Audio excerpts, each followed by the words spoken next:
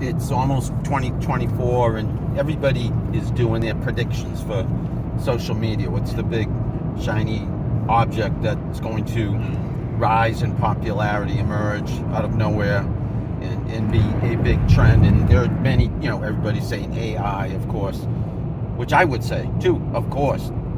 I would agree pretty much with all of the trends I've been reading about, but one that I haven't necessarily spoken about, humanization of brands. And yeah, it's been talked about for years, but I really now mean on social media the humanization of brands, meaning putting a face on your brand, showing yourselves, and by yourselves I mean could be executives at the senior level of a company, could be employees, could be any individual representing a brand or a business, a product or a service, being conspicuous in your presence on social media. Look at short form video on TikTok, you'll see exactly what I mean.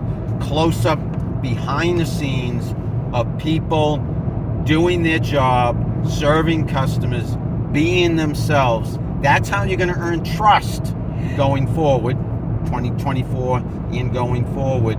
If you're in marketing, if you're in sales, PR, social media, business, period, humanization of your brand is going to help you get to next level.